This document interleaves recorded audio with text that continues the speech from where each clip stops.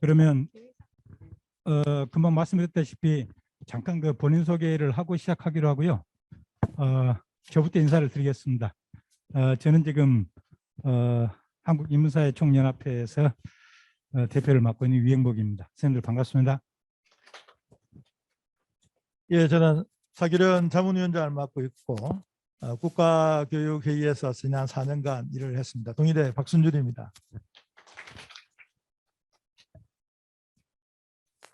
저는 현재 대학 정책학회 학회장을 맡고 있습니다. 잠시 대학 정책학회를 좀 소개해드리면 사교련 단체하고 국립대학교 교수회가 있는 그 국교련 단체가 이제 고등교육 문제가 너무 차이도 심하고 이래서 좀 소통의 기회를 갖자 해서 만든 학회입니다.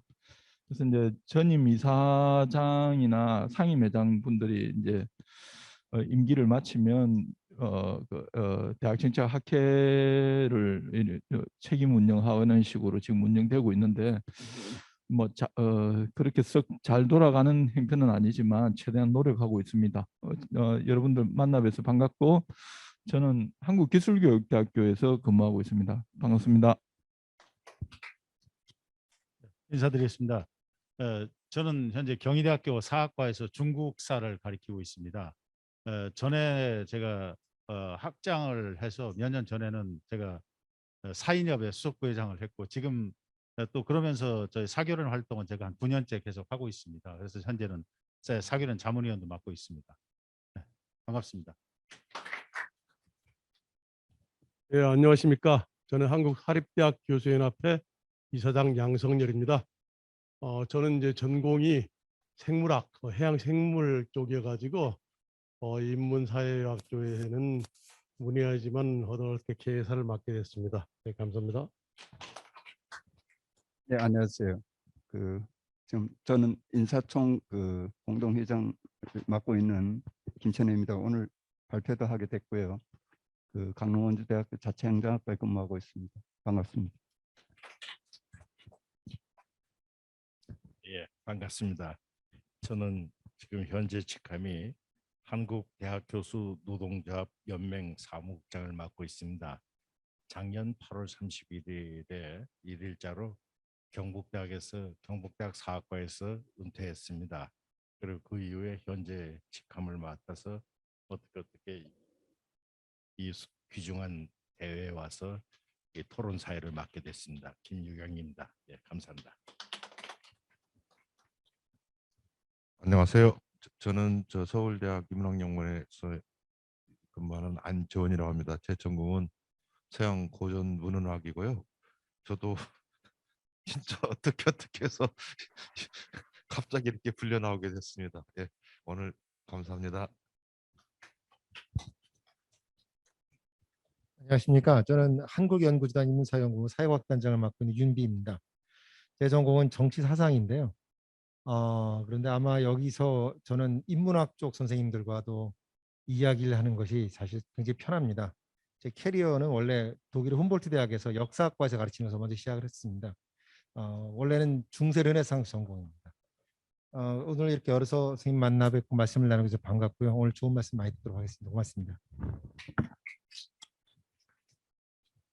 네, 안녕하십니까. 저는 한국연구재단 인문사회본부 인문학단장 윤영순입니다. 제가 단장으로 간 지는 한 달하고 2주 정도 됐습니다. 그래서 사실 재단의 입장하고는 아직은 어쩌면 그런 것보다는 한 연구자나 교수 개인으로서의 제 입장을 또 많이 얘기를 할 수도 있을 것 같고요. 그리고 원래 제 전공은 러시아 문학입니다. 경북대학교 노은문학과에 재직하고 있었습니다. 오늘 좋은 말씀 많이 듣도록 하겠습니다. 네, 안녕하세요. 한국사립대학 교수의 연합회 사교련 사무총장 김익진입니다. 반갑습니다. 네, 저는 현재 사교련 자문위원을 맡고 있고요. 선문대학교 명예교수로 있습니다. 반갑습니다.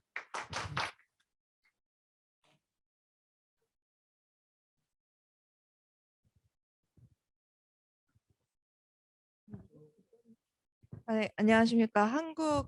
한양대학교 한국미래문화연구소에서 일을 하고 있는 김세림 연구원입니다. 만나 뵙게 해서 반갑습니다.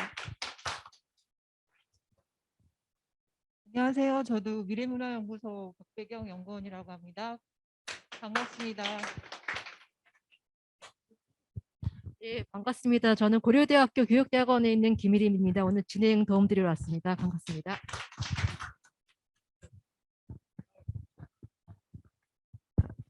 네, 안녕하십니까. 한국미래문화연구소 김세아 연구입니다. 안녕하십니까. 한국미래문화연구소 정채원입니다.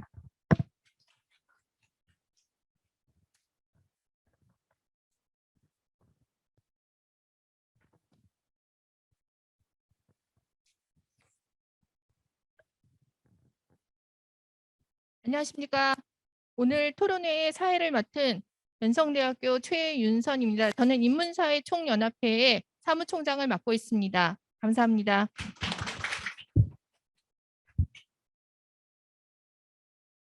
시작할까요? 안녕하십니까. 지금으로부터 한국인문사회 총연합회, 한국사립대학 교수회 연합회가 공동 주최하고 한양대학교 한국미래문화연구소가 주관하는 새 정부에 바란다. 4차 산업혁명 시대 인문사회과학의 역할과 학술 정책에 관련된 토론회를 시작하겠습니다. 먼저 내빈 여러분은 일어나셔서 화면에 보이는 태극기를 향해 주시기 바랍니다. 국민은혜가 있겠습니다.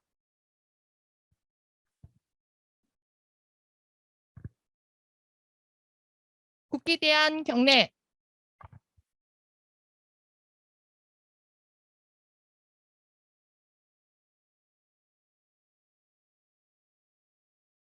바로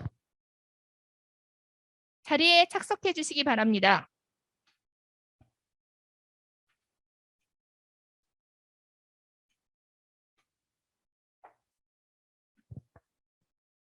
다음은 개회사가 있겠습니다. 양성열 한국사립대학 교수회 연합회 이사장직을 책임지시며 대한민국의 사립대학의 경쟁력을 위해 많은 노력을 해주시는 이사장님께서 개회사를 해주시겠습니다.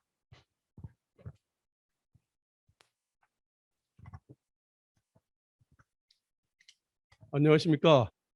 한국사립대학 교수연합회 이사장 양성열입니다. 작년 연말에는 제가 법학 전공 교수님들 앞에서 사립대학법 제정에 대한 대학법 제정이죠. 제에 대한 이제 기조연설을 했었는데 오늘은 이제 인문사회 총연합회와 우리 제가 맡고 있는 사교련 그런 인문사회과학 역할과 사회정책에 대하여 새 정부에 바라는 토론장을 마련하게 되고 저는 전공이 그냥 환경 쪽이거든요. 그래서 이쪽에 대해서는 상당히 문외한인데 어떤 개회사를 짧게 하게 되었습니다. 우리나라 기초과학, 저는 이제 자연과학도 인문사회과학 분야는 현재 굉장히 고사 위기에 처해 있다고 생각이 됩니다. 그러나 우리나라 사회에서 나타나고 있는 많은 병폐는 상당 부분 인문사회과학의 역할 부재에 기인한 것이 아닌가 하고 생각해 봅니다. 과거에는 이제 밥상머리 교육이라고 해서 할아버지로부터서 기본적인 인성 교육을 받았죠. 그러나 이제 다 아시다시피 산업화에 따른 그런 핵가족화로 인해서 가정교육이 근본부터서 실종이 되었습니다. 가장 기초적인 가정교육이 제대로 이루어지지 않은 상황에서 어떻게 우리가 학교 교육에 기대를 할 수 있을까요? 현재 대학 문제는 그런 사립대학 법인, 우리나라는 세계적으로 유례없이 80%가 사립대학생입니다. 하지만 사립대학 법인의 거버넌스 문제, 그에 대해 이해가 없고 지난 13년간에 걸친 등록금 동결, 그로 인한 사립대학 재정의 그런 열악한 상태, 그런 것에 대한 이해가 없이, 그리고 교육 현장의 그런 의견을 제대로 수렴하지 못한 강사법 제정으로 인하여 인문사회과학 분야의 그런 취업문이 더욱 더 어려워졌습니다. 또 그로 인하여 학문 후속 세대의 양성도 제대로 이루어지지 않고 있는 것 같습니다. 그래서 이러한 상황이 앞으로 몇 년만 더 진행된다면 우리나라의 인문사회과학 분야는 해박할 수 없는 그런 절망적인 상황에 처하게 될 것으로 생각이 됩니다. 우리나라 대학의 인문사회과학 분야 교수진 수는 마지막 유원정 교수님 발표에서 언급되지만은 미국 150기 또는 200위권 대학에 비해서도 한참 미치지 못합니다.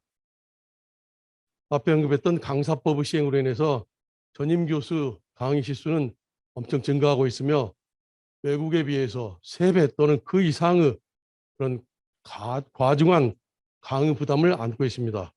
그러한 상황에서 연구에 제대로 몰입할 수가 없지요. 그래서 우리나라 인문사회과학의 절멸을 방지하기 위해서는 정말 제대로 된 지원책이 시급하게 절실하게 요구됩니다. 그래서 오늘 토론회에서 앞으로 시행돼야 할 인문사회과학 분야의 대학 정책에 대해서 구체적인 로드맵이 제시되고 조만간 출범하게 될 새 정부에서 긍정적으로 수용될 수 있기를 희망합니다. 간단하게 개사에 가름하겠습니다. 감사합니다.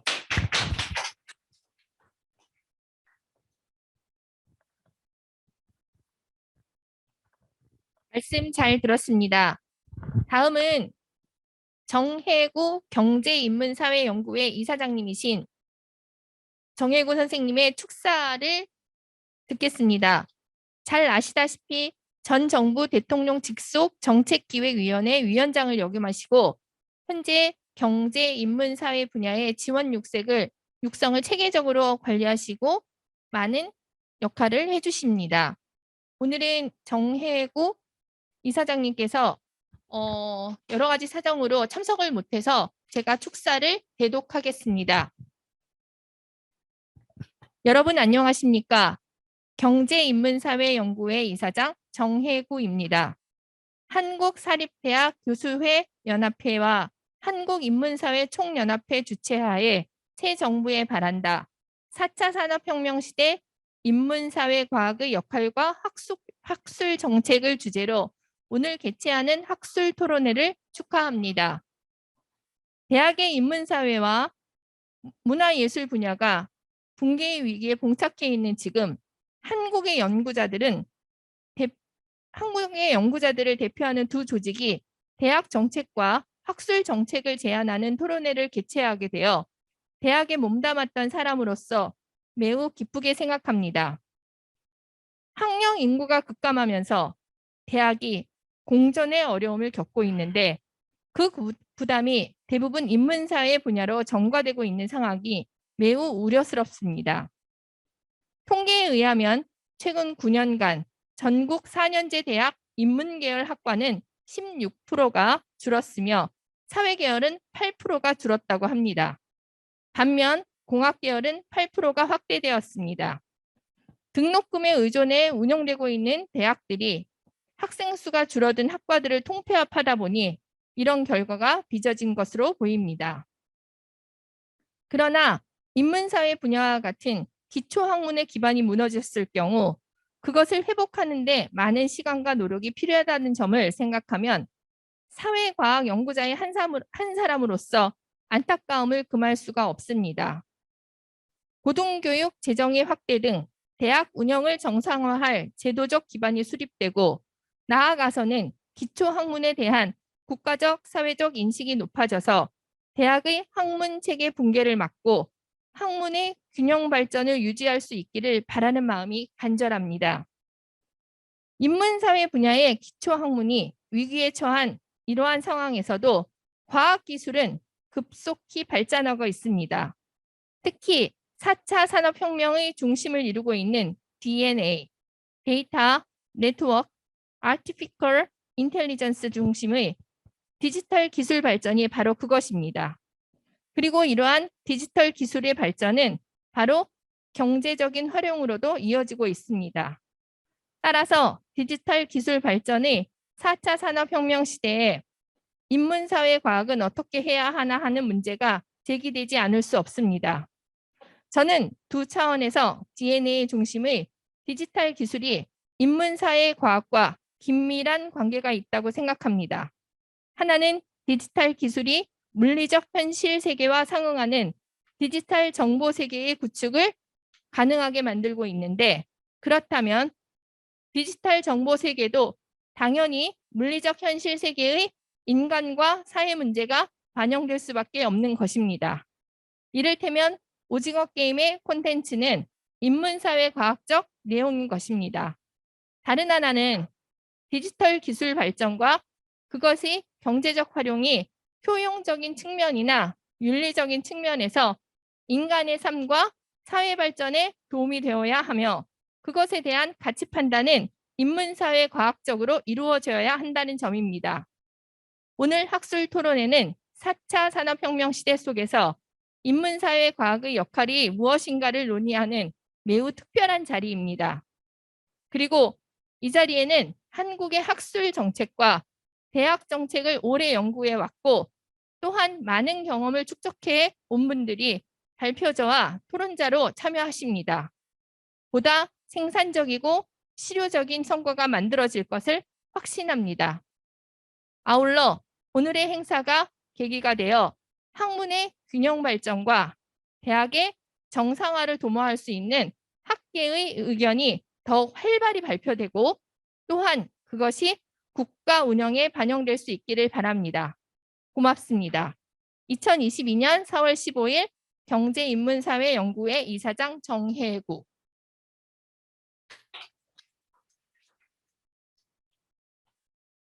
자, 그러면 이렇게 개회식을 마치도록 하겠습니다. 다음은 좌장이신 김유경 교수님의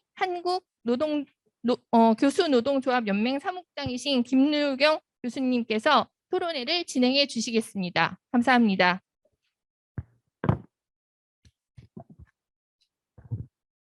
예.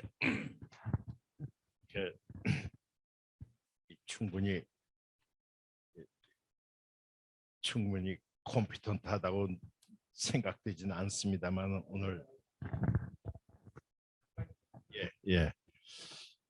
충분히 맡을 만한 역량이 된다고 생각지는 않는데 이 어려운 자리에 사회를 맡게 됐습니다. 우선 정해준 순서대로 먼저 서울대학교 인문학연구원의 HK 교수로 재직하는 안재원 선생님의 발표부터 시작해서 순서에 따라 발표를 경청하겠습니다. 우선 안재원 선생님 부탁드리겠습니다. 예, 반갑습니다. 저희가 시간이 어떻게 되시나요? 제가 얼마 정도는 20분? 예, 알겠습니다.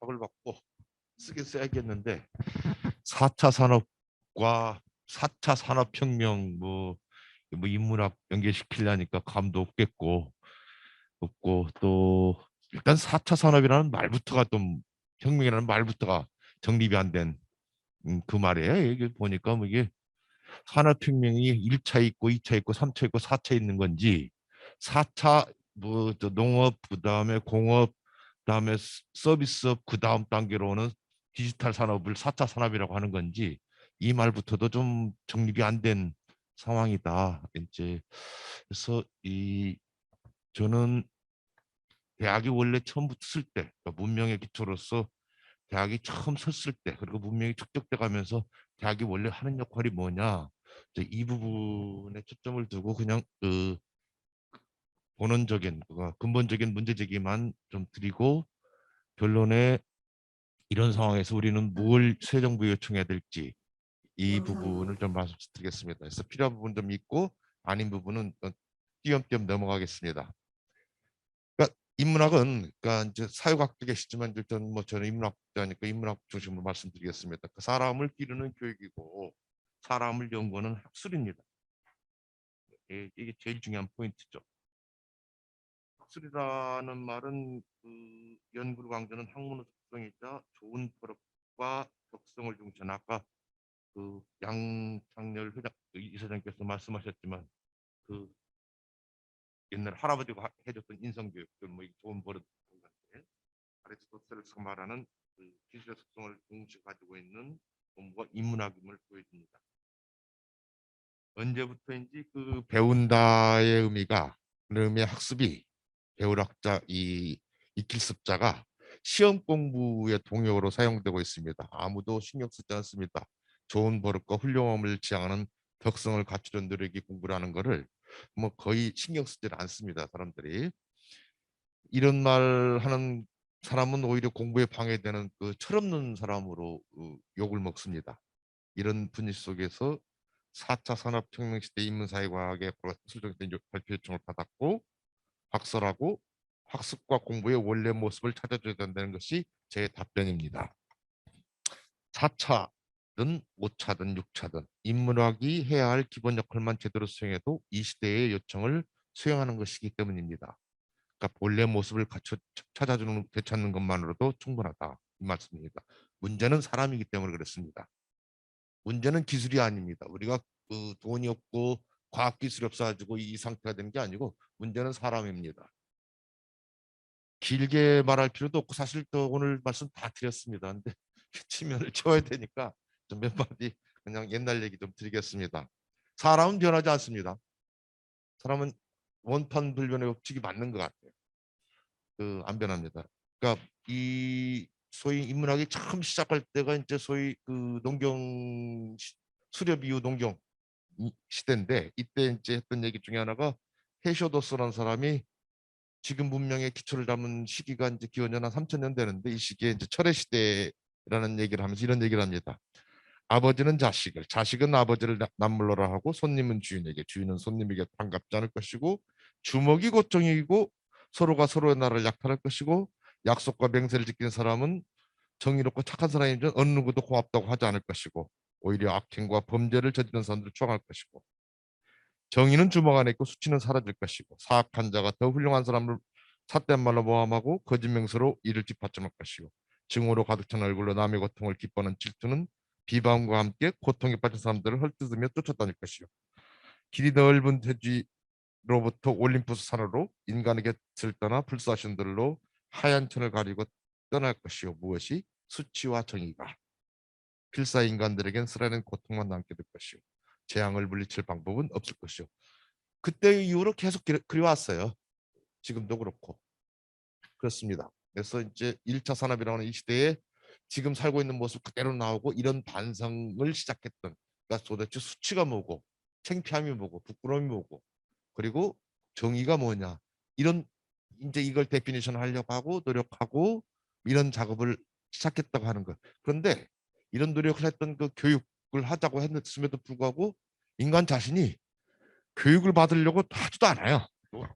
이 플라톤이 하는 말이에요. 그냥 그 뭐라고 하는 거니 교육, 교양 뭐 이 부족 문제는 정확하게 비유하면 지하 동굴 모양을 한 거처에서 불빛 쪽을 향해 난 입구를 향해서 동굴의 너비만큼 넓게 가진 그 동굴에서 어릴 적부터 사지와 목을 결박당한 상태로 있는 사람을 상상해 보게. 이들은 이곳에 머물면서 앞만 보도록 돼 있고 포박 때문에 머리를 들 수 없다네. 이들의 뒤쪽에서는 이쪽으로 가로로 길이 하나 나 있는데 이 길을 따라 담이 서지는 길을 상상해 보게. 흡사 인형극을 공연하는 사람들 경우 사람들 앞에 얕은 막군 휘장이 쳐져서 휘장 위로 인형을 보여주듯이 말일세. 저 플라톤이 이제 동굴 비유 6권에 그 얘기를 했지만 이 얘기는 뭐 나중에 지나서 프란시스 베이컨이 뭐 종족 우상 무슨 우상 뭐 4대 우상 떠들고 뭐 했을 때도 똑같고 지금 AI가 나오고 뭐 넷플릭스로 이 시기 때도 똑같아요. 뭐 오징어 게임을 하시는 것도 똑같고 이제 그렇다는 말씀드리고 얼른 이게 이제 1차 산업혁명 시대라고 하면 이제 소위 2차 산업혁명 시대라고 할 수 있는 그 공장 중심 도시생활 저 찰스 디킨스라는 말이 대문호가 이런 소설을 썼어요. 그 문장에 올리버 트위스트라는 말인데 죽그릇을 닦을 필요도 전혀 없었다. 아이들이 숟가락으로 반질반질 윤이 나도록 깨끗이 닦아 먹어야 하기 때문에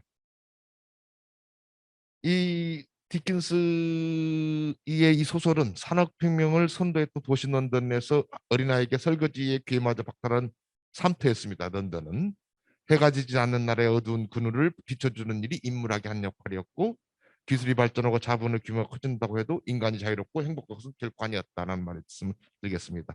또 때로 이제 이러다 보니까 정치혁명도 했어요. 그래서 이 디킨스라는 사람이 두 도시의 이야기라는 그 소설에서 첫 문장입니다. 아주 뭐 기가 막힌 네트릭인데 최고 시절이자 최악의 시절, 지혜의 시대이자 어리석음의 시대였다. 믿음의 세계이자 의심의 세계였다. 빛의 계절이자 어둠의 계절이었다. 어떤 분이 영어 번역을 해주셨는데 제가 원문하고 대조해 보니까 제 번역이 나은 것 같아서 그냥 끊었어요. 그래서 그 번역하신 선생님한테 죄송해요. 그런데 희망의 봄이자 절망의 겨울이었다. 우리 앞에는 무엇이든 있었지만 아무것도 없었다. 우리도 지금도 그래요. 모든 것이 그냥 쇼스트 뭐 TV 무슨 뭐 방송에 나오면 다 나와요. 그렇지만 사실 아무것도 없어요. 천국으로 가고자 했지만 우리는 반대 방향으로 나갔다. 프랑스 대혁명에 대한 디키스의 관찰은 인간의 실존 조건이 얼마나 해악한지를 송곳으로 찌르듯이 정확히 알려집니다. 정치적으로는 희망의 부분을 향해 갔지만 경제적으로는 절망이 결로 떨어진 것이 서양 근세의 역사입니다. 두 차례 세계전쟁을 치르고 나서야 식민지와 평등주의를 주장하는 약탈 경제의 제국주의 역사도 끝이 났지만 경제적 양권은 오히려 더 커지고 있는 중입니다. 이런 문제를 지적하고 비판하는 것도 인문학이 원래 하던 일입니다. 앞으로도 이런 일을 계속할 수밖에 없기 때문에 인문학의 정책성을 흔드는 학술적인 위기는 없습니다. 학술적인 위기는 없습니다. 인간 본질이 양질 전화의 법칙에 적용을 받아 갑자기 질적으로 개과천선하는 것도 아니고 사람을 교육하는 일은 지속할 수밖에 없다는 것. 사람을 연구하는 일도 마찬가지라는 것. 이런 점에서 그래서 인문학의 위기는 허상입니다. 이라는 말은 그들 것이 인간이 원래 이런 존재입니다. 그 호메로스 말인데 저 뒷부분만 읽겠습니다. 그 돛대에 밧줄을 단단하게 걸게 하세요. 세일렌의 자매를 노래를 듣게 하세요. 그대가 풀어달라고 전우에게 예언하거나 명령하면 할수록 더 단단하게 그대를 묶게 하세요. 저는 이 구절을 뭐 여러 사람이 뭐 서양철학 때 수많이 해석을 했는데 저는 이렇게 해석합니다. 끈 떨어진 연처럼 욕망의 바다에 표류하는 존재가 인간입니다. 그런 인간을 붙들어 매는 밧줄이 인문학 정도, 뭐 철학, 윤리학 뭐 이런 게 이 시절에 나온 학문들이니까 욕망의 바다가 커지면 커질수록 욕망의 힘이 세지면 세질수록 필요한 것이 인문학이고 사람은 변하지 않지만 그럼에도 사람이 문명을 만들며 이렇게라도 이끌어왔고 지구촌을 주인을 행사할 수 있던 것도 실은 인문학이라는 밧줄이 있었기 때문이다. 이제 이 말씀을 드리고 이게 이제 그래서 사람은 변하지 않아서 인문학의 학적 정체성은 뭐 위기는 없다 사실은. 좀 부지런함이 요구될 뿐이지 그리고 용기가 요구될 뿐이지 그렇습니다. 이제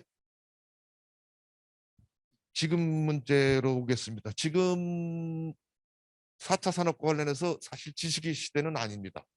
요거를 쓰려고 몇 사람들 하버드 대학 교수들하고 책을 2권 읽었는데 이 전문 지식을 위키피디아에서 다 하는 시대가 됐다 해서 뭐 학문의 위기다 하는데 사실은 뭐 지식의 시대는 그 점에서 끝났다고 봅니다. 하지만 이야기 시대는 새로 열리고 있다. 이게 제 말씀입니다. 사람이 문제는 인문학의 문제도 그렇게 어렵진 않습니다. 사람이 변하지 않기 때문에 아무리 기술이 고도로 발전하고 경제 규모가 커진다 해도 크게 변하지 건 사람이기에 그럼에도 인문학의 위기를 외치는 그 외침이 귀를 땡기긴 해요. 뭐 현실이니까 인문학의 물적 토대가 흔들고 있으니까 이제 그 원인은 뭐 인구 감소 그다음에 기술 혁신인데 뭐 전자는 굳이 말할 필요도 없고 후자에 대해서 보충이 필요하면 이게 이제 답변이죠. 이게 제가 해야 될. 그러니까 작금의 정보 기술이 19세기 산업혁명에 준하는 역사적인 사건은 맞습니다. 그러니까 한순간에도 이 전 세계를 하나로 묶을 수 있고 연결할 수 있고 하니까 그건 맞는 얘기인데 4차 산업혁명 시대 그 인문학의 역할은 뭐냐? 인문학적 관점에서 저 디지털 전환 아까 뭐 데이터 뭐 또 AI 아티피셜 인텔리전스 하는데 사실 종이에서 디지털 반도체로 바뀌는 것 정도 차이밖에 없어요. 바쁘고 뭐 모르는 정보 자료를 얼른 구해볼 수 있는 정도지 거기서 갑자기 어마어마한 새로운 해석이 나오고 뭐 하는 거 저도 한 10년 이 업종에서 같이 일도 하고 실제 만들어 봤는데 새로운 해석 하나도 안 나와요. 기껏 해봤자 뭐 무슨 뭐 검색 안 하다 가지고 몇 번 나왔니 안 나왔니 뭐 어쩌고 하는데 이쪽 업계에 있는 사람들 저 세계 학교에 나가보고 해봤지만 결국은 사람이 하고 읽고 해석하고 그 머릿속에 풀어지고 사람 머리 바꾸고 생각 바꾸는 일은 그렇다. 디지털에 뭐 슈퍼 디지털, 울트라 슈퍼 초 뭐 디지털에 나오든 그건 상관없다. 이게 제 말씀입니다. 그래서 이 종이에서 이제 이 반도체로 바뀐 정도인데, 다만 그 이동 과정에서 한국인문학은 그 기초 문학적 훈련 과정이 전혀 없어요. 그래서 그 과정은 아주 엉망진창해요. 아무것도 된 거 없어요. 솔직히 말씀드리면. 그리고 또 저 데이터 산업 쪽 하는데 기본적으로 이 그 사실 한 것도 없어요. 그러니까 배가 고프다고 해서 반도체를 씹어 먹을 수 있는 것도 아니고 10,000원짜리로 삼겹살을 싸 먹을 수 있는 시대도 앞으로는 다시는 안 와요. 올 수도 없고 다시도 아니고 처음부터 없었어요. 그래서 그 인문학의 열매는 말과 글을 생산하고 유통하고 소비하는 방식이 물론 스마트폰으로 다 하지만 결국 가면 그 사람 머리, 사람 마음속에 일어난 일이기 때문에 그 정도 말씀을 드리겠습니다. 그래서 이제 제가 보기에는 크게 그 인문학 관점에서 문명 역사를 구별하면 이름의 시대가 있었던 시절이 있고 지식의 시대가 있었고 이야기 시대가 있었다. 플라톤이니 누구니 뭐 이런 사람들이 그 위키페디아까지 토마스 아퀴나스 사람들이 지식의 시대고 정의가 무엇이고 그다음에 그 정의가 내린 걸 머릿속에 넣고 시험 보고 잘 알았니 뭘 알았니 가지고 성적 나누고 하는 시대는 끝났다. 하지만 이야기 시대는 지금부터 시작이다. 스토리텔링을 넘어서 이야기를 만드는 거는 지금이다 하는 말씀을 드렸고, 그 기술적 조건이 이제는 사람들이 주머니 속에서 이 전 세계 우주 지식을 다 볼 수 있고 다 이용할 수 있는 시대가 됐다. 이제 그 말씀을 드렸습니다. 이건 뭐 제 말도 아니고 뛰어넘겠습니다. 오비디우스 사람이 소문이라는 그 여신에 대해서 이런 얘기를 해요. 세상 한가운데 바다와 대지와 하늘의 중간에 우주 3개가 만나는 곳이 있다. 이곳에서는 아무리 멀리 있어도 다 보이고 열린 개는 다 들린다. 소문의 여신 파마가 살고 있다. 맨 꼭대기에 거처가 있다. 수많은 입구와 1000개의 통로가 있다. 문턱에는 문을 달렸어요. 밤낮 소리를 냈다. 지금 우리가 가지고 있는 요게 그 역할을 하고 있어요. 이 핸드폰이 그냥 전화만 하는 게 아니라 그 시대가 됐고 이제 맘만 먹으면 뭐 다 뭐 번역도 이제 기계가 해주는 시대가 됐으니까 그렇게 가고 있다. 해서 지금은 이해의 시대가 아니라 표현의 시대다. 이 말씀을 좀 드리겠습니다. 남의 생각과 말을 외우고 이해하고 전하는 것으로는 안 되고 이해를 넘어서 그것을 자기 것을 만들 때, 그러니까 즉 표현과 소통 능력을 갖출 때 인간답게 살 수 있는 세상이 되어버렸다는 것. 이제 이러한 것들은 하나 이제 나중에 이 기본법으로 연결시켜서 이 얘기를 말씀드리는 건데, 그러니까 그 이제부터는 그 디지털 문명 세계에서 사람들이 살고 활동하고 움직이기 위해서는 다음 중 아닌 거 찍는 방식에서 골라서 1등하고 하는 그 능력으로는 더 이상 소통이 안 된다. 이제는 자기 얘기를 자기가 만들고 자기 주장을 하고 자기 스토리를 만드는 쪽으로 넘어간다. 그 얘기를 좀 고급말로 바꾸면 뭐냐. 인문을 활용하고 누릴 능력이 지금이야말로 교육에서 핵심이다. 모든 사람이 디지털 코딩기에 대한 이유도 없지만 디지털에 대한 코딩기에 나온 이 텍스트나 데이터나 이걸 활용할 수 있고 스토리를 만들 수 있고 할 수 있는 그 교육은 필요하고 그것은 권리다.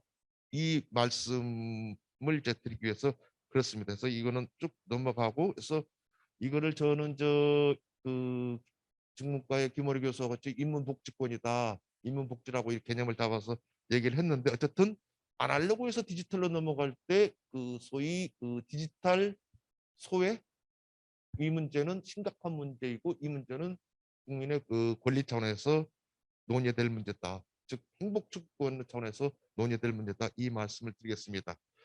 그리고 이제 이거를 새 정부에 바란다고 해서 이제 말도 바꿨는데 선진국으로 가는 길은 인문학에 대해서 선진국들을 하도 좋아하니까 이 말씀을 조금 사장에 넣었는데 그 논의할 때 게 또 꽤 많이 있어요. 사실 저희도 이제 노동 없는 미래에 대해서도 얘기를 해야 되고 기후 변화에 대해 얘기해야 되고 한국 사회의 특수성을 넘어서 보편 문명 국가로서 세계를 선도할 수 있는 이 선진 국가가 될 수 있느냐. 그러니까 물적 성장으로는 안 되는 정신적 그 성숙이 갖춰야 되는 단계까지 오는 세계에 대해서 책임을 져야 될 나라의 그 자격을 갖추고 있느냐 하는 부분은 코딩 기술이 가르쳐 주지는 않아요. 인문학 이 부분이다 이 말씀을 드렸고 마지막 부분만 좀 읽고 끝내겠습니다. 문명이 14페이지입니다. 문명이 대전되는 시기에 고민할 물음들이 무엇인지를 총체적으로 던지고 그 답을 함께 찾으는 학술이 인문학입니다. 인문학이 그 본문을 수행하면서 요청되는 물적 토대는 빠르게 붕괴되고 있고 어쩔 수 없이 문제는 돈입니다. 현실은 이렇습니다. 우리는 지금 심지를 태워먹고 있습니다. 초에 심지를 태워먹고 있어요. 수촌농 다 떨어졌고 젊은 학생들 심지 태워먹고 있어요. 공동체의 정신세계를 담당하는 비유컨대 초의 심장하는 인문학자들의 열정표로 돌아가는 것이 대한민국의 대학이고 대한민국의 인문학이고 대한민국 현실입니다. 생각의 엔진을 태워먹고 있습니다. 심지를 태워버려서는 안 됩니다. 국가 공동체의 정치적 심지가 타버리지는 막아야 되는데 어쨌든 인문사학술을 공동체 기술 학술로 인정하고 이를 제도적으로 지원한 인문사회 기초학술법의 제정을 강력하게 이 점에서 요청합니다.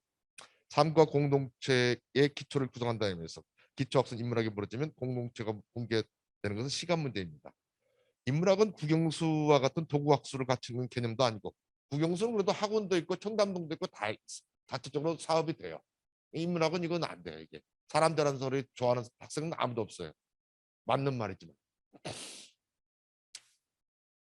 그리고 몇 개월이면 날긴 기술이 되는 IT 교수 같이 자본과 경제 동원되는 학술도 아니라는 점이 강조됩니다. 인문학이 삶과 문명의 기초로 큰 점은 이 학술이 태동된 시대 역사적인 맥락에서 분명히 드러납니다. 앞에 말씀드렸습니다. 하지만 인문학이 역사 무대에 등장한 것은 동양의 경우는 춘추 전국 시대였고 서양에서는 펠로폰네소 전쟁과 노마 대전 시대였습니다. 공자가 등장해서 화이부동을 일관한 것은 갈라지고 쪼개진 천하를 하나로 묶기 위해서 나온 게 인문활동입니다. 인문학입니다. 국민통합, 국민화합 이런 얘기가 이렇게 나오는 거고 소크라테스가 너 자신을 알라고 외친 것도 더 많이 가지려는 욕망이 만드는 삶의 붕괴와 공동체기를 극복했습니다. 그래서 이 히케로가 한 말입니다. 처음으로 학문을 하늘 세계에서 국가로 끌어내렸고 이 천문학에서 이제 인문학 끌고 들였던 새끼죠. 집안을 끌고 들어왔던 사람이 그다. 소크라테스다. 삶에 대해서 사람 사는 법에 대해서 선과학에 대해서 묻고 따졌다. 다양한 관점에서 따지고 캐묻는 방식과 다뤘던 주제들의 폭넓은 그가 보였던 지성의 크기는 플라톤의 기억과 기록을 통해 그는 신적 경지에 반열에 올랐다. 이겁니다. 삶의 기초가 없거나 흔들릴 때 어김을 찾아오는 건 내전 아니면 전쟁입니다. 요즘 식으로 하면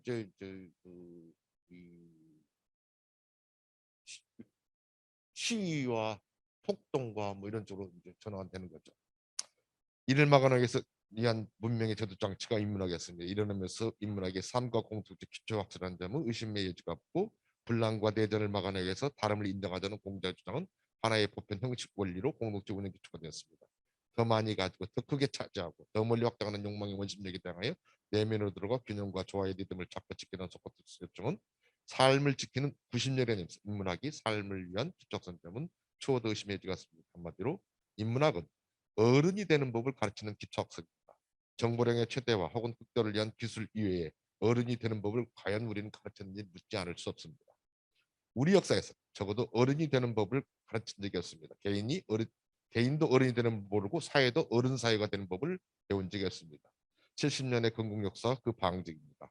성장 개발주의 완성이 아직도 이른바 대박론으로 변해서 활기를 치고 있고 반공주의, 지역주의, 사대주의, 봉건주의 같은 균형론을 끌던 중후 정치와 혐오 정치가 코로나 바이러스처럼 화려하게 교화된 역사를 지금 우리는 목도하고 경험하고 있습니다. 춘추 전국 시대가 이런 시대였고 펠로폰네소 전쟁 시기가 이런 시대였습니다. 이런 시대 조건에서 시작한 학술이 인문학입니다. 이런 의미에서 인문학이 삶과 공동체 기초학술은 두말할 여지가 없고 한국 사회가 화이부동을 인정하는 어른의 마음을 지닌 공동체를 인정하는 분이 적어도 이 자리에는 많지는 않을 것입니다. 더 나아가 더 나은 이란 구호를 외치지만 실은 더 많이라는 양적 욕망의 포장에 불과합니다.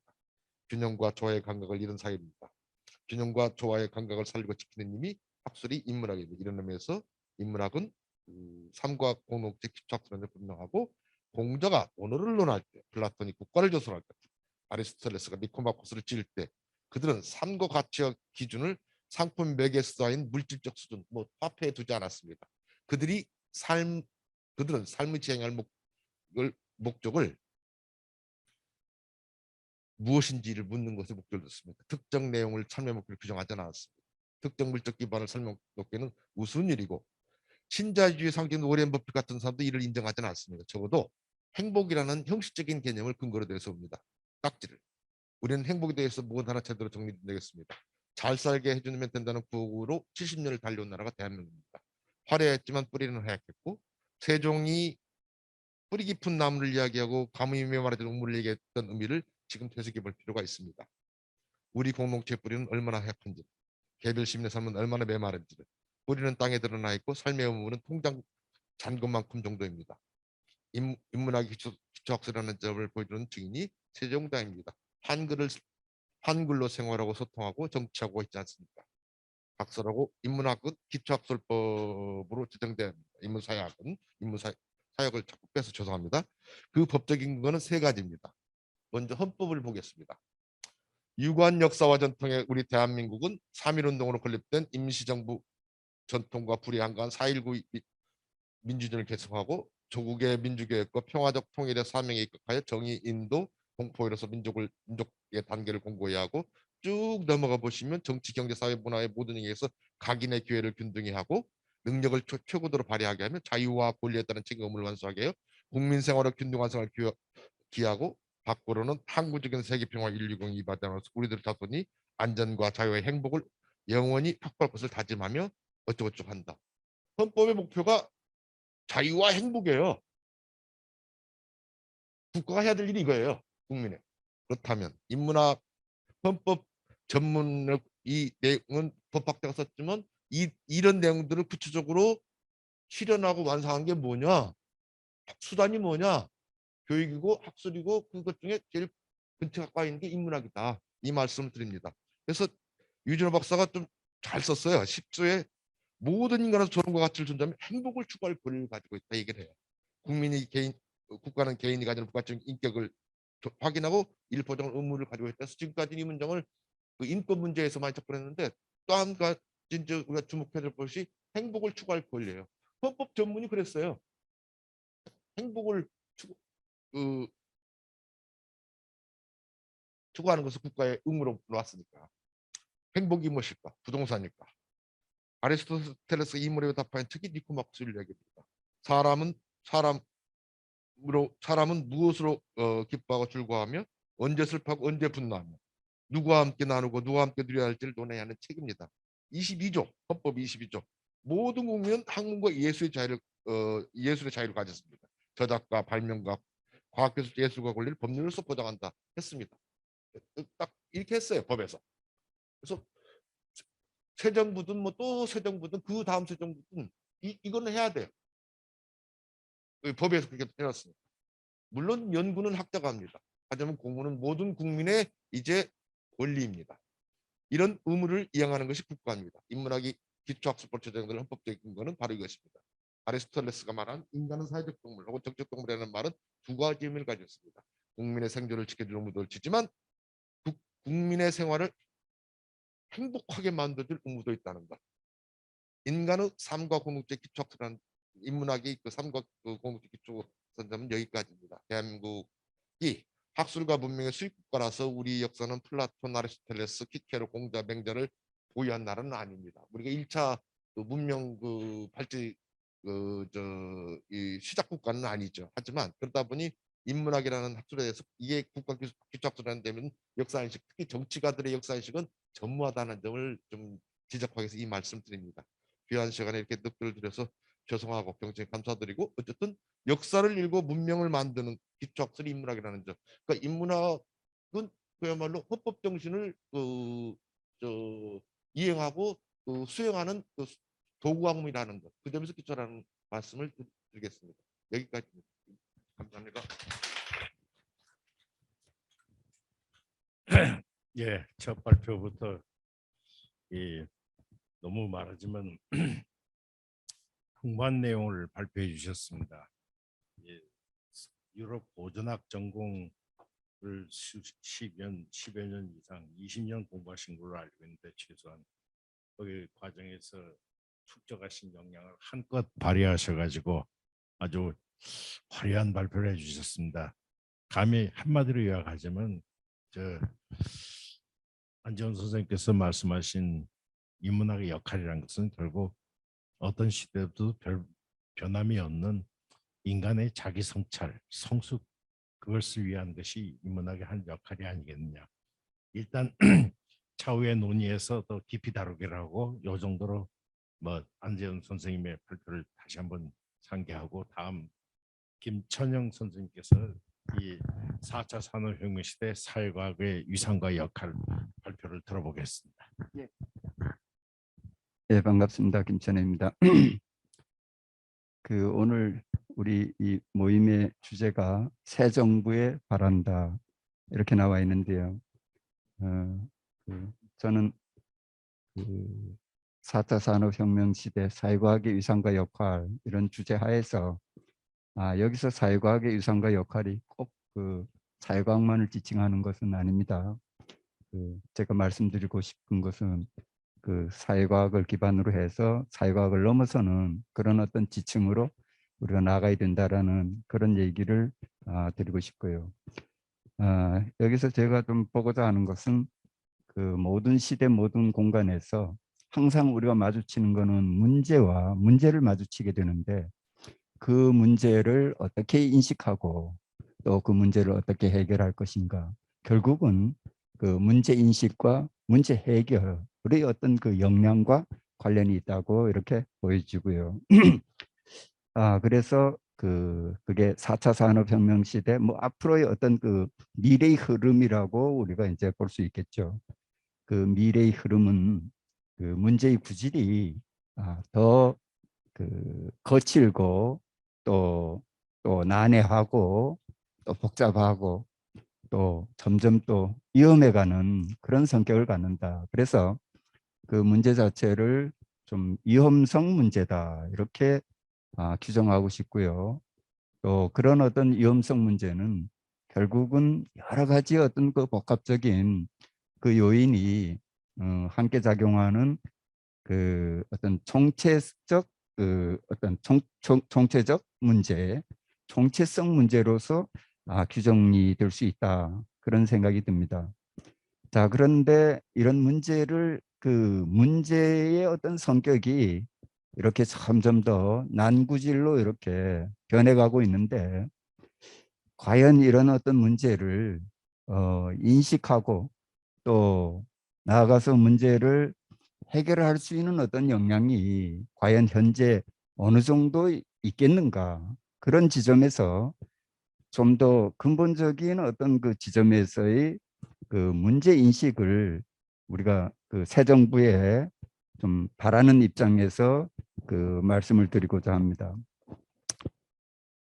자, 결국 문제는 까다로워지는데 인식의 레이더는 구형이고 문제는 지나가는데 이 인식의 레이더는 포착이 되지 않고 그래서 인식의 레이더를 주로 담당하는 교육 인식 레이더 또 연구 인식 레이더 그리고 또 삶의 인식 레이더 지금 은밀하게 미래의 이런 위험성 문제, 복잡성 문제, 이 정치성 문제로 은밀하게 다가오는 이런 성격의 문제를 우리가 아직 알아채지 못하고 인식의 레이더의 어떤 한계로 결국은 바닷가에서 물장구를 이렇게 치고 있는 이런 어떤 현실, 현실 자체가 상당히 위험스럽다 이런 어떤 생각을 갖습니다. 자, 그래서 여기서는 4차 산업혁명 시대의 어떤 문제로서 우리가 AI나 빅데이터 이런 어떤 문제도 이게 사실 인간과 인간의 더 윤택한 어떤 삶을 위해서 매개적인 어떤 변수로 미디어적인 어떤 성격을 갖는 이 기계가 기술 진화성으로 인해서 이제 새로운 시대에서는 조금 다른 어떤 성격을 갖지 않는가. 저는 그래서 과거의 인간과 인간의 어떤 시대의 어떤 문제에서 인간과 기계의 어떤 관계의 어떤 시대의 문제로 변해가고 있다.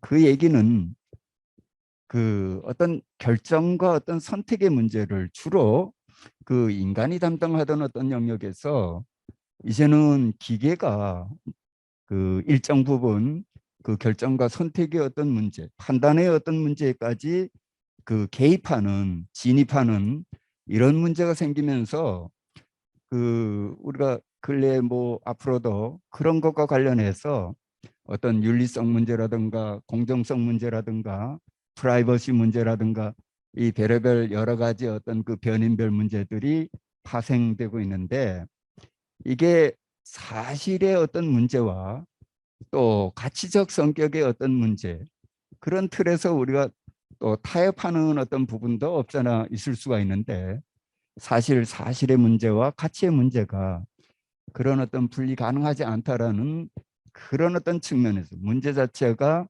그 복잡성 속에서 이 총체성의 어떤 문제의 성격의 어떤 본래성을 띠고 있기 때문에 우리가 그동안 그 문제 인식을 각 어떤 학문 분과 영역별로, 크게는 인문, 뭐 사회, 자연과학 이런 식으로 그 문제를 쪼개고 절차탁마하는 그런 어떤 틀에서 막 문제를 지멋대로 갈아서 쓴다든가 찢어서 쓴다든가, 자 이래서 일단 문제를 우리가 문제로 대할 수 있는 어떤 자세 면에서 이미 근본적인 지점에서 이 문제의 오류가 생긴다. 그러니까 그런 어떤 문제 자체가 깨지고 균열이 가고 찢어진 어떤 그 문제 하에서 그 문제 인식의 어떤 일차적인 오류가 발생하고, 그 다음에 문제 해결은 이미 기대하기가 어렵지 않은가. 그래서 결국은 예산만 계속 배정이 되면서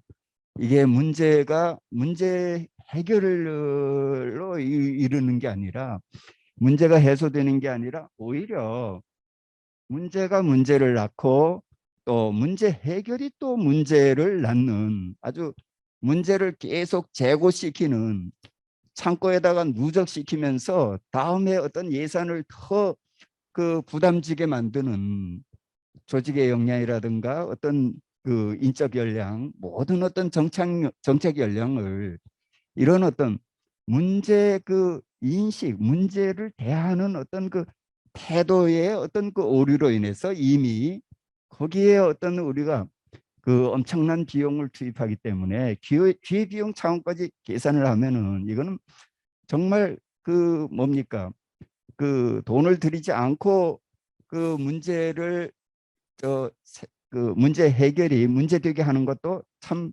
그 이상한데, 이거는 예산 돈까지 들어가면서 그 문제 해결이 아니라 문제로 이렇게 미끄러지게 만드는 그 오류. 자 그래서 뭔가 하여간 그 인식의 레이더를 그 우리가 새로운 어떤 인식의 레이더로 그 교체하지 않는 한은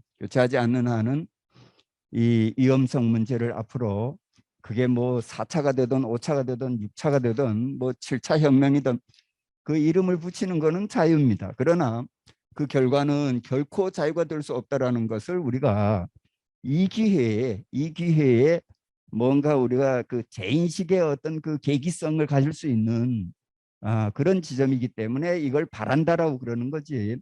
이게 뭐 무슨 특목고나 뭐 자사고 어디 뭐 유지하는가 뭐 없애는가 이런 차원을 가지고 우리가 그걸 문제라고, 교육 문제라고 지금 어디 귀한 자리를 가질 어떤 이유는 없다라는 겁니다.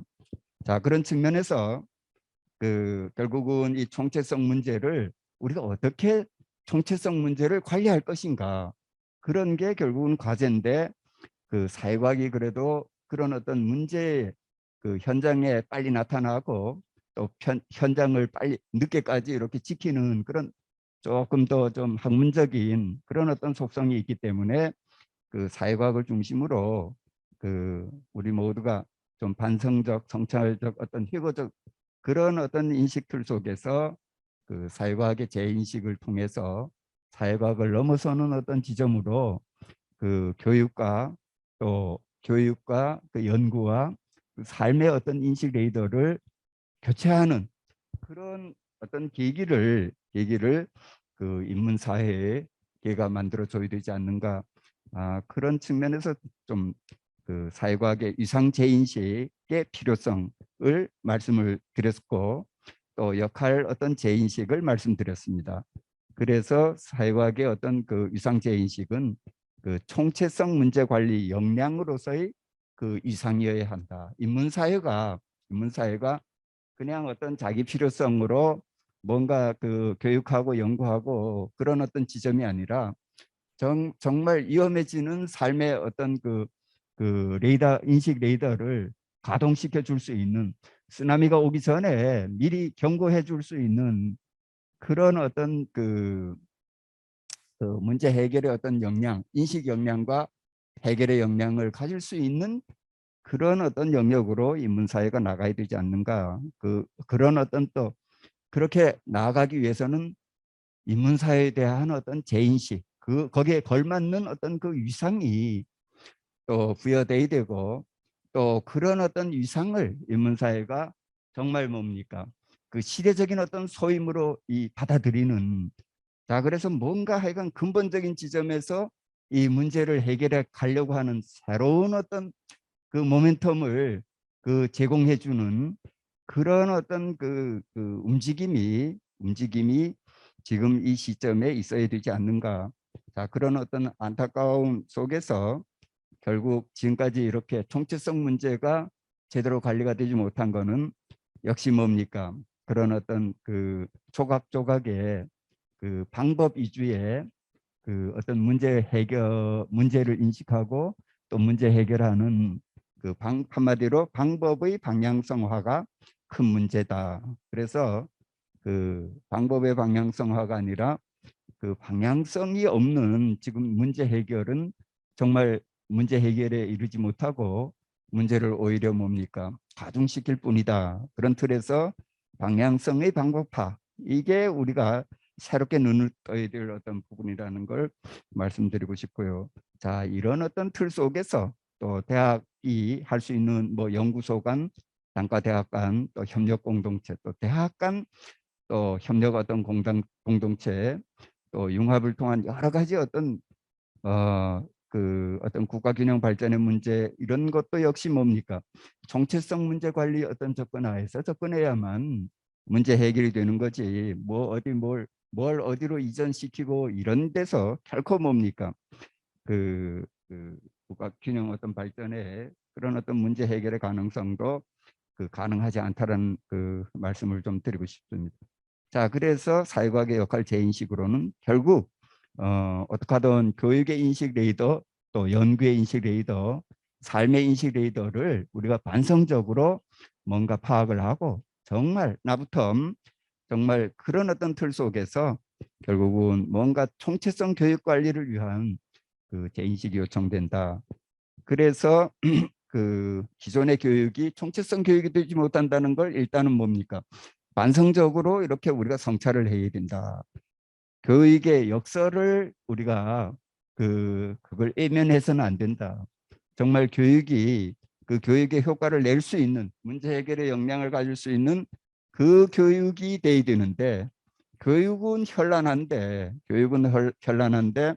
결국은 그 교육이 교육을 강화시키는, 그 효과를 강화시키는 그런 교육이 되지 못하고, 그 교육을 자기가 교육으로 교육을 깔아먹는, 훼손시키는, 자, 그래서 끝에 겨우 이렇게 붙어 있는 얇은 빠지직 소리를 내는, 언제 빠질지도 모르는 그런 어떤 교육의 얼음판을 만들어가는 교육 현실, 그런 어떤 지역적인 부분적인 어떤 쪼가리의 어떤 문제에 모든 뭡니까? 그 역량을, 그 귀한 국가의 예산을 투입을 시켜서 말아먹는 이런 어떤 교육.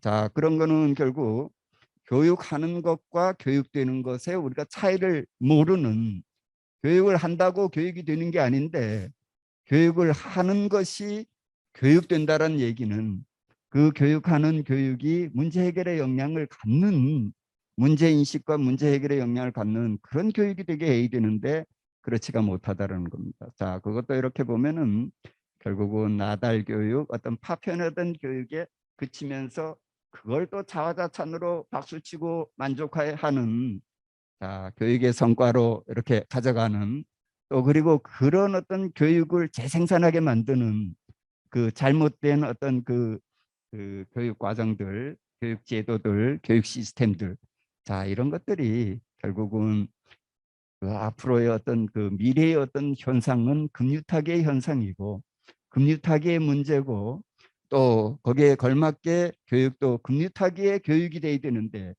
이게 무슨 한가한 그 호숫가에 그 한가한 오후에 노젓기나 이렇게 하는 노를 2번 저을 때 효율적이고 이쪽으로 3번 지을 때 자, 그런 교육, 그런 어떤 방법의 교육은 그 위험성 사회를 정말 뭡니까? 그 비극적이게 미끄러지게 만든다는 거죠. 자, 그래서 이 관점이 약한, 관점이 없는 그런 교육들, 예, 그 방향성의 촉수를 그 예민한 학생들이 살려가게 만들어야 되는데 그걸 돈 들여서 제도화 시켜가지고 그걸 빡빡머리로 만들어가는 촉수, 있는 촉수마저도 그 없애게 만드는 이 교육이 도대체 무슨 교육인지, 그 교육이 도대체 우리를 어디로 안내하고자 하는 교육인지. 자, 이게 교육학적인 교육 철학이 아니라 정말 삶의 교육으로서, 교육의 교육으로서의 교육 철학, 교육 방법이 아니라, 교육 방향성이 아니라 삶의 철학으로서의, 삶의 어떤 문제로서의 삶의 교육 속에서 우리가 그 교육을 그 삶의 문제로서 진지하게, 간절하게, 치열하게 우리가 보아왔던가. 자, 그래서 그 좀 관점이 있고 또 개념이 있는 교육이어야 한다. 예, 그런 게 없다 보니까 각자의 교육, 다친 교육, 결국은 위험한 교육이 되고 죽은 교육이 될 뿐이라는 겁니다. 자, 그래서 그 우리가 그 사회과학의 어떤 교육관리 역할 재인식, 이게 정말 새 정부가 뭔가 정신 차려야 될 눈을 뜰 어떤 부분이라는 걸 말씀드리고 싶고요.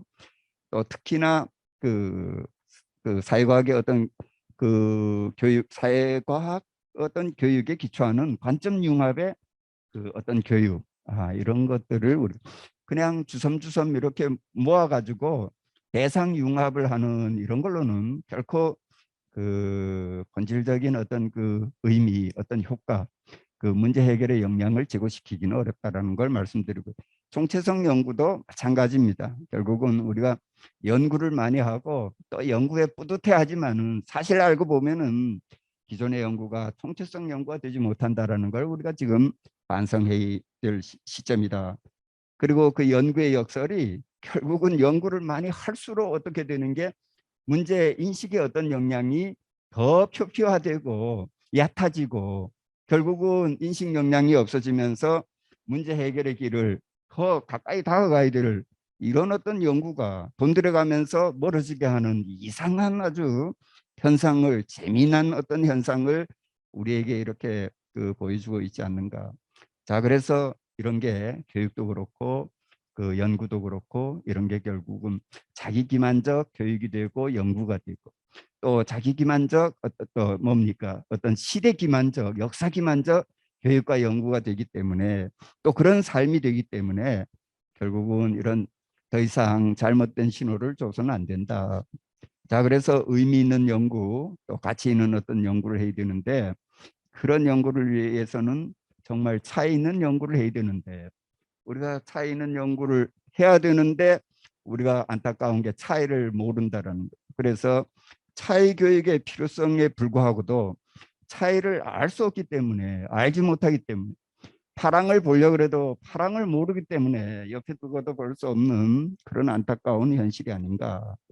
자, 그래서 어떠하든 그 사회과학적인, 여기도 이제 연구하는 것과 연구되는 것이 그 연구를 한다고 해서 다 우리가 연구되는 것으로 생각하는데 문제 해결에 어떤 역량을 갖지 못하는 그런 어떤 연구들을 우리가 다시 되돌아볼 필요가 있다. 그리고 아무리 많은 흩어진 어떤 구슬들은 그걸 보따리 가질 필요가 없다는 거.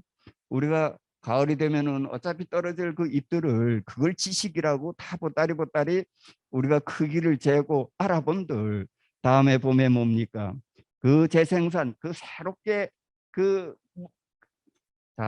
어떤 사계의 어떤 되풀이 속에서 우리가 문제 인식을 갖고 문제 해결 어떤 역량을 가는 한에서는 정말 이게 정말 참 그 비극으로 미끄러지게 하지 않는가, 그런 이제 사회과학적인 그런 어떤 염려가 생기고요.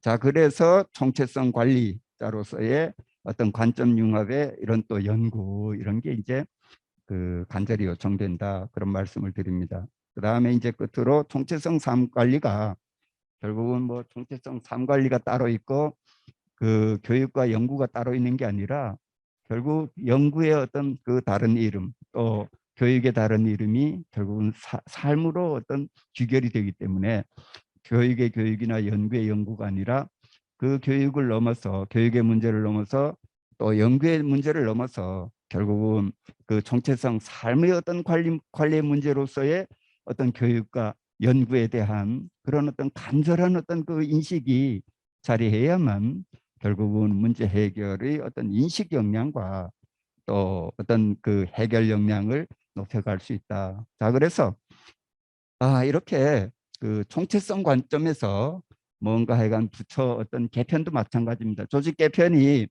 그게 뭐 입맛에 따라서 개편한다든가, 또 어떤 보수당계는 뭐 작은 정부를 지향한다. 작은 정부를 지향한다는 그런 그 자체가 결국은 인식의 오류고요.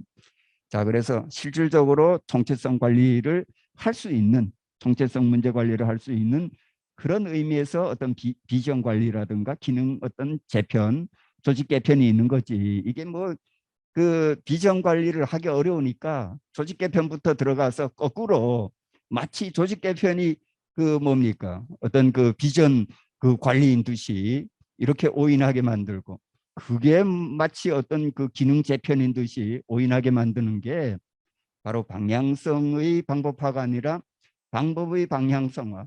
결국은 그 내용 변화는 1mm를 우리가 1mm의 공간을 밀기도 어려운데 이 그 포장만 현란하게 무슨 노란색 뭐 빨간색으로 이렇게 다시 갈아 끼우면서 그 의미의 어떤 지연 효과를 이렇게 노리는, 자, 그런 어떤 기만성 속에서는 결코 앞으로 새로운 어떤 그 문제를 인식하는 그 측면도 그렇고 문제 해결에 있어서 더더욱 우리를 피곤하고 어렵게 정말 어떤 그 비극으로 미끄러지게 한다라는 그런 사실을 우리가 이 시점에서 정말 뭡니까?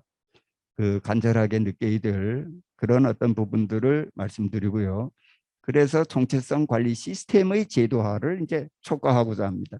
이와 관련된 법제화, 조직화, 뭐 이런 어떤 서둘러서 문제 인식 역량을 통한 그 문제 해결 역량을 넓혀줄 수 있는 그 교육, 또 연구, 또 삶의 어떤 그 살아있는 어떤 방향성, 문제 해결의 역량을 가질 수 있는 방향성으로 나가게 우리가 해야만 우리가 정말 우리의 어떤 미래에 대해서 그 어떤 희망을 가질 수 있지 않겠는가, 그런 생각을 한번 해봅니다. 그러면서 제 얘기를 마치겠습니다. 예, 감사합니다.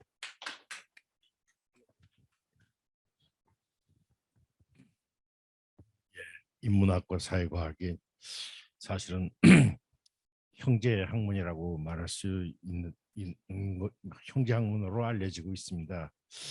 근데 어설픈 전문화의 결과인지 좋은 말씀을 제가 충분히 100% 잘 이해하지 못했던 점을 먼저 고백하겠습니다. 그런데 김천현 선생님께서 말씀해 주신 것은 오늘날 대한민국 우리 시대에서의 사회과학적 인식의 과제 혹은 사회과학적 연구 방법의 과제, 이렇게 추상적으로 표현해도 실수가 아닐까 모르겠습니다. 그래서 상당히 많은 굉장히 농축된 말씀을 하시다 보니까 고도로 추상화된 감인데 계속 음미하고 음미할 만한 그런 메시지를 주셨습니다. 그리고 이제 차후에 김천현 선생님께서 이와 같은 문제인식과 방법론적인 과제를 후배 제자들과 더불어서 구체적인 연구 대상을 통해서 많이 좀 저희들에게 나눠주셨으면 참으로 감사드리겠습니다. 예, 오늘 마지막 발표 순서로 전 사립대 인문대학 학장협의회 수석 부회장을 지내신 유원준 사교련 자문위원님의 발표를 들어보겠습니다.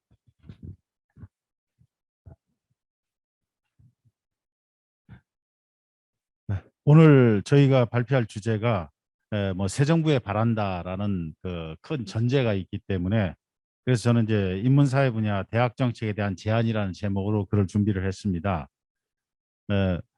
현재 저희가 대학과 관련된 연관 검색어를 살펴보면은 위기라는 단어가 항상 따라 붙고 있습니다. 그 위기에 대해서 안동대학에 있는 안상준 교수께서는 4가지로 요약을 하셨어요. 그래서 첫째는 지식 정보화 시대에 과연 대학에서 뭘 해주는가, 대학은 과연 갈 필요는 있는가 하는 효용성의 정체성의 위기가 있고요. 수도권 집중 그다음에 서열화로 인해서 대학의 경쟁력이 위축된다는 경쟁력의 위기, 그리고 학령 인구 감소하고 재정 위축으로 인한 소멸의 위기, 그리고 교육부 폐지로는 있는데 그다음에 어떻게 할 것인지 대안이 부재한 관리의 위기를 지적을 했는데 아무튼 지금 대학이 처한 입장이 많이 어려운 건 사실입니다. 교수님들께서도 요즘에 어느 대학을 가시든지 신이 나지 않는다, 뭐 좀 재미가 없다라는 말씀을 많이 하시고 그래서 우리 그럼 대학의 위기가 언제부터 시작됐는지를 먼저 간단하게 살펴볼 필요가 있을 것 같습니다. 여러 교수님들 잘 아시듯이 사실 우리나라는 1950년대, 60년대는 모두가 생존이 지상 과제였기 때문에 대학도 마찬가지로 어떻게든지 살아남아야 됐다는 그런 생각 때문에 어려운 사정을 살았습니다. 그래서 제가 50년대, 60년대 대학의 실정을 뒤져보면 차마 대학이라고 말할 수 없는 상황이 너무나 많이 노출됩니다만은 뭐 당시 시대 상황에서는 부득이했다고 생각을 합니다. 그래서 1965년도에 경제개발을 시작을 하면서 당시 대통령이 교육부 장관, 문교부 장관한테 우리나라 대학 현황을 보고하라고 그랬을 때 총무처 장관을 경위해서 올린 보고서를 보면은 대학에 관한 어떤 자료도 없기 때문에 보고를 드릴 수가 없습니다라는 답을 했고, 그래서 67년도에 처음으로 우리나라 대학 현황을 백서를 처음 만듭니다. 근데 그때는 교육부가 너무 많이 부패해서 교육부를 시키면은 제대로 된 자료가 나올 수 없다고 대통령이 판단해서 과학기술처에다가 이 보고서를 만든 게 첫 보고서니까 우리나라 대학 관련 자료는 사실은 67년도가 처음이라고 볼 수 있습니다. 그래도 이렇게 열악한 환경에 대학이 시작했지만 우리 대학은 나름대로의 소명을 저는 다 했다고 생각합니다. 그래서 우선 70년대는 산업화 인력을 저희가 제공을 했고 80년대는 민주화를 달성하는데 가장 큰 기여를 했습니다. 그래서 이제 90년대 넘어서 저희가 이제 87년도 87 체제 만들어지고 문민정부 들어서면 대학이 많이 좋아질 거로 생각을 했는데 정작 대학이 어려워진 것은 그때부터라고 봅니다. 87 체제 만들었음에도 불구하고 문민정부가 들어서지 못했기 때문에 대학이 민주화라는 담론에 매달리고 있을 때 그 당시 80년대 말에 세계 각국이 급변했습니다. 뭐 사회주의가 다 무너지고 지식 정보화 시대가 시작되고 등등등 여러 가지였는데 대학이 거기에 대해서 미처 대비를 하지 못하고 있던 중에 우리나라도 드디어 이제 문민정부는 섰지만 그때 대학을 강타했던 것이 바로 대학 평가였습니다. 그리고 이제 대학도 그동안에 뭐 민주화 담론을 벗어나서 대학 경쟁력적 희화되지 않느냐라는 얘기에 대학도 차마 거부할 수가 없어서 거기 적극적으로 동참을 했습니다. 그런데 문제는 그것이 아주 잘못된 방향으로 진행이 됐다는 겁니다. 사실 대학에서 그 당시 우리가 대학이 뭘 했어야 되냐면 그동안 미뤄왔던 질적 성숙을 위해서 노력을 했었어야 되는데 그걸 채 하지 못한 채 그 얄팍한 재산을 가지고 나누고 볶고 포장해가지고 줄 세우기 하는데 앞장섰습니다. 그게 참 너무나 잘못된 정책이었다고 생각을 합니다. 사실 고등교육은 막대한 투자를 전제로 합니다. 돈 없이 대학 될 수 없습니다. 그런데 우리 정부는 대학에다가 돈 댄 적이 없습니다. 67년도 전까지 다 10원 한 장 준 적이 없어요. 그러다가 그 이유도 마찬가지입니다. 그러다 보니까 우리나라는 전 세계에서 85%가 대학의 85%가 사립이고 그다음에 대학생의 80% 이상이 사립인 아주 특수한 구조입니다. 전문대학은 얘기할 것도 없습니다. 전문대학은 97%가 사립인 아주 특수한 대학이고 그렇다고 국립대학에다가 넉넉히 주느냐 그것도 아닙니다. 국립대학도 배고프긴 마찬가지입니다. 그러면은 왜 이렇게 됐는가? 그래서 우리 대학의 위기에 처한 가장 첫 번째 원인은 정부의 무관심과 무책임입니다. 말하자면 국립대학은 지가 낳은 새끼인데요. 지 새끼도 밥 안 먹여요. 말도 안 되는 짓거리를 하고 있고, 두 번째는 교육부입니다. 교육부는 지난 70년 동안 사립대학 뜯어먹는 걸로 삶의 즐거움을 누린 그 그룹들입니다. 유일하게 교육 관련 모든 단체들이 교육부 해체가 대학이 살리는 길이라고 얘기를 합니다. 교수신문에서 조사한 바에 따르면 교수들이 98%가 교육부 해체가 대학 발전의 길이라고 그랬고, 최근에는 고등학생도 48%가 교육부를 해체해야 된다고 주장하고 있는 기가 막힌 그 지경입니다. 최근에 와서 사립대학에는 무슨 문제가 있냐면, 사립대학교 교수는 정년이 몇 살이냐? 법적 규정이 없으니까 법인에서 알아서 하라고 해서 모 대학에서 60세로 내렸습니다. 네. 그러면 교육부는 뭐라고, 여기에 대해서 뭐라고 유권해서 가냐면, 법이 없으니 어떡하냐 이렇게 얘기합니다. 그럼 70년 동안 지들은 뭐 했습니까? 네. 그래놓고 이제 와서 법이 없다 소리나 남 얘기하고 있습니다. 세 번째 문제는, 지금 우리나라 대학의 80% 이상, 대학생의 80%가 사립대학을 다니는데, 최근에 2세, 3세 경영으로 내려오다 보니까 대학은 완전히 상속세 없는 재산이 되고 말았습니다. 그럼 어떤 대학이 가장 바람직한 대학인가? 죽은 듯 산 듯 있는 대학이 제일 좋습니다. 학교가 활발하게 돌아가고 교수들이 열심인 대학은 상속재산으로서는 되게 부담스럽습니다. 네, 그래서 대학이 망하지 않는다면 맥이 쭉 빠진 대학이 제일 좋다는 것이 사립학교 법인 이사장들의 일치된 소원입니다. 대학 더 이상 좋아지지 않았으면 좋겠다고 생각해요. 근데 이제 네 번째, 대학이 이렇게 위기에 처한 요인은 누가 뭐래도 교수들인데요. 저희가 참 입장이 어려운 게 뭐냐면, 우리나라의 모든 정책 결정에는 교수들이 다 들어갑니다. 우리가 비판하는 교육부 내에도 구조조정위원회니 뭐니 다 교수들이 들어가기 때문에, 무슨 얘기하면 니네가 그래놓고 뭔 말이 많아라는 얘기할 때 저희가 할 말이 없습니다.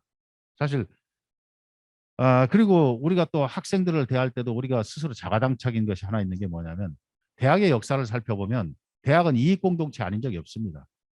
교수들은 지식을 팔고 학생들은 지식을 사서 자기의 입신 출세를 하려고 하는 것이 대학에 들어오는 가장 기본적인 속성입니다. 그거를 우리가 자꾸 부인해요. 근데 사실은 그걸 인정을 해야 됩니다. 인정하고 우리는 애들한테 뭘 해줄 수 있을까에 대해서 답할 수 없을 때 대학은 사실은 존재하기 어렵다고 하는 생각을 하고 있습니다. 그런데 이제 그동안 대학 가기 어려웠다는 것 때문에 우리가 이것을 눈 감았던 것에 대한 후유증이라고 생각을 합니다. 그러면은 우리가 사실 아까 말씀드린 것처럼 90년대 들어와서 뭘 했어야 되냐면은, 사실은 질적 성숙을 위해서는 저희가 자원도 좀 집중하고 특성화를 했었어야 됩니다. 그걸 못한 것이, 그래서 기초 체력을 전혀 키우지 못한 것이 오늘날 우리가 처한 위기인데, 아까 말씀드린 것처럼 그걸 위해선 대학 구조조정 사업이라든지 대학 역량진단, 이 문제에 대해서 정말 검토해야 됩니다. 전혀 도움이 되진 않습니다. 정말 도움이 되지 않습니다. 그리고 역으로 말씀드리는 것은, 지금 현재 반도체를 비롯해서 우리나라 과학 분야는 놀라운 성취를 많이 이룩했습니다.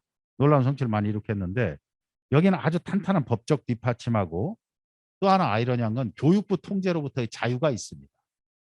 우리나라의 명실상부한 연구중심 대학 5개는 카이스트라든지 포스텍이라든지 전부 이쪽 대학들인데, 이쪽 과학 특성화 대학들은 특성화 공과 여기는 교육부 통제를 받지 않습니다.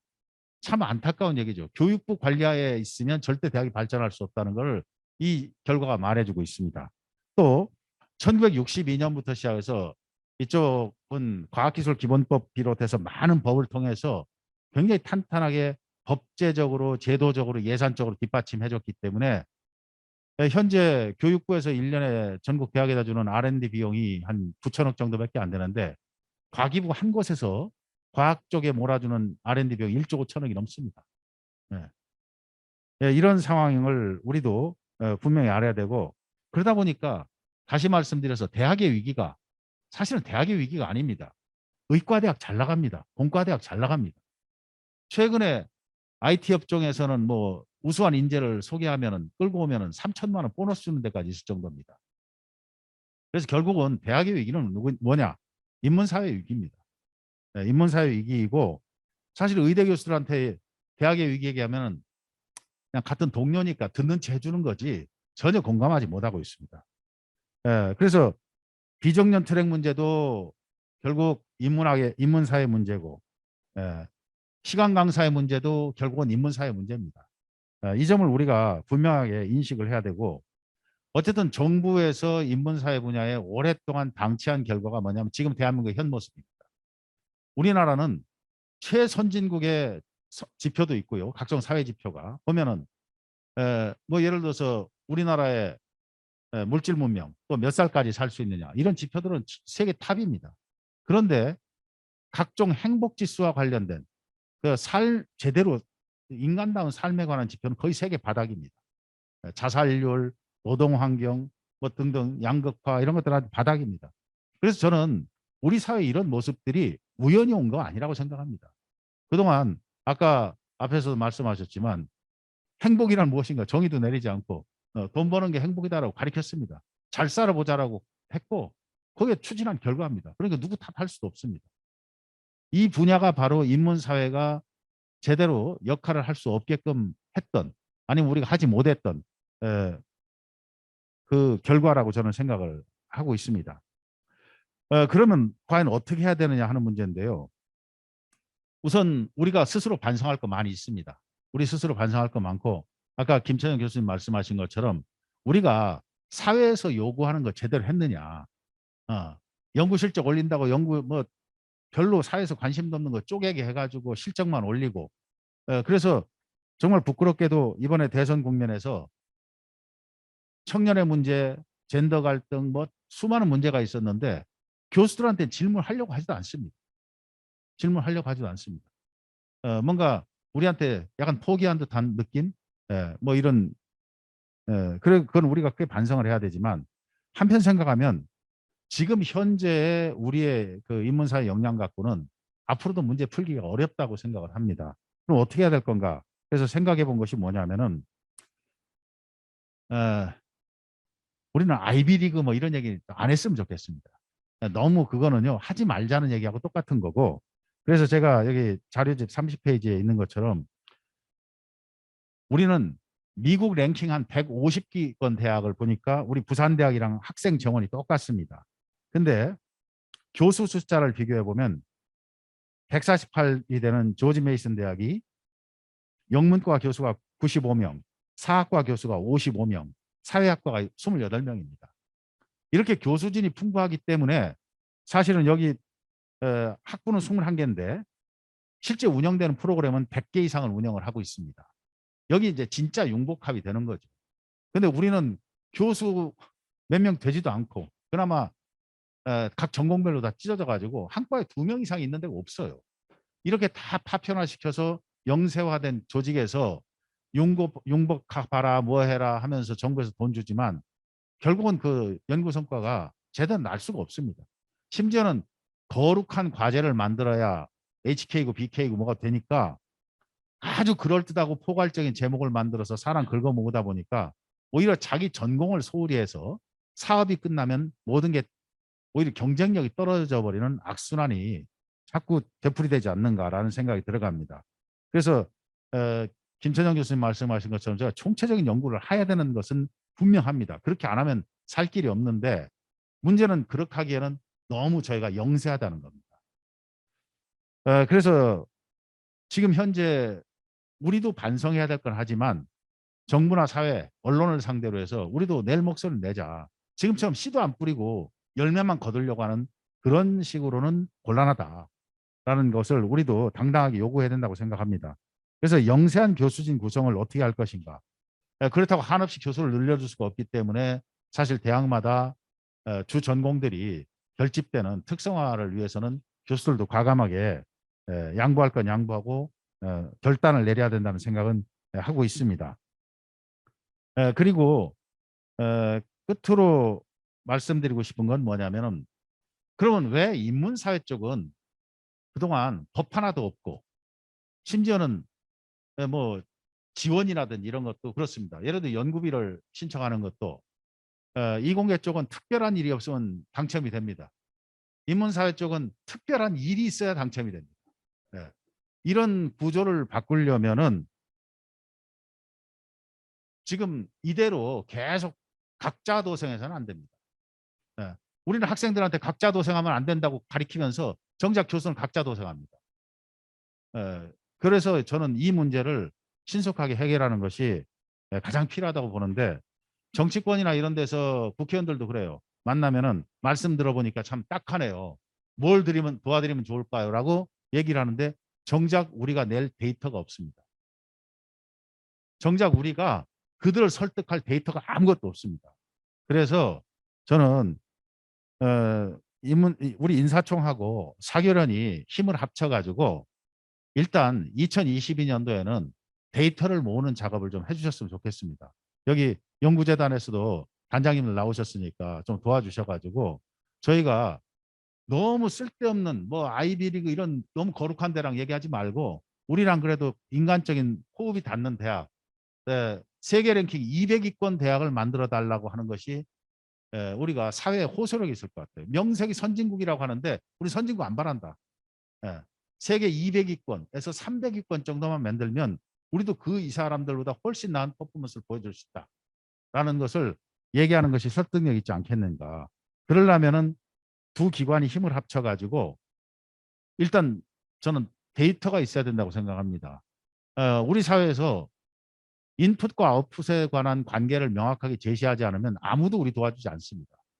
아무 도와주지 않는데 지금은 우리가 하소연만 할 뿐이지 우리가 뭔가 비전을 제시하지 못하고 있고, 비전을 제시하지 못하는 이유 중에 하나는 설득할 수 있는 자료가 너무 부족합니다. 그래서 인사총 그다음에 연구재단 다 힘을 합쳐서 우선 각자 자기 해당 분야에 있는 상황 파악하고 자기가 유학한 곳에 자기 전공에 그쪽 학술 지원 정책이 어떻게 진행되고 있고 교수 숫자는 어떻고 이런 것들을 방대한 자료를 올해 만들어서 저희가 인문사회에 관한 백서를 연말까지 좀 제작을 하고 적극적인 정책 홍보를 나서는 것만이 저희가 살 수 있는 길이 아닐까 이런 생각을 해봅니다. 주어진 시간이 사실 우리에게 남은 시간이 얼마 없습니다. 지금 이제 거의 다 뭐 고사 직전이기 때문에 지금 요 1, 2년이 저희들한테 주어진 마지막 기회라고 생각을 하고 특히 젊은 후배 교수들에 대한 도덕적 의무라고 저는 생각을 합니다. 그래서 저는 마지막으로 가장 현실적인 목표를 대자. 우리 인문사회 쪽이 맨날 징징거린다, 뭐 배고프다, 뭐 이런 얘기하는 아주 거지 집단처럼 생각하는 사람이 너무 많습니다.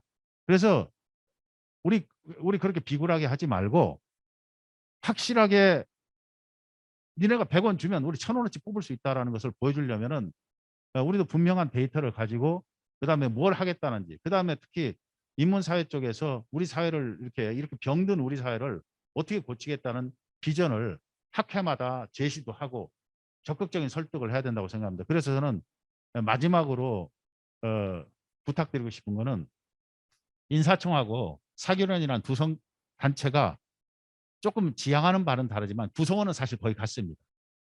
구성원은 거의 같기 때문에 저희가 공동의 어떤 플랫폼 같은 걸 하나 만들어서 서로 의견을 활발하게 개진하고 그다음에 사회에 알릴 수 있는 그런 플랫폼 같은 거 하나 만들었으면 좋겠습니다. 그래서 언론인들 보면 관운동에다 관운클럽 하나 만들었는데 저희도 그런 걸 하나 만들었으면 생각이 들어갑니다.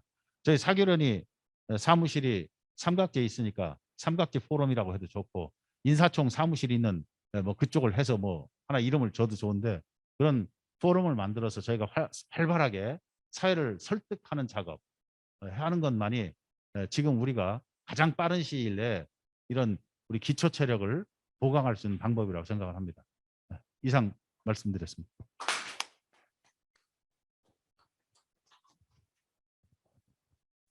예, 앞에 두 분 발표는 인문학과 사회과학의 학문 내적인 철학적인 측면에서의 그 탐구를 개진해 주셨고 마지막 발표는 활용 점정이라고 할까요?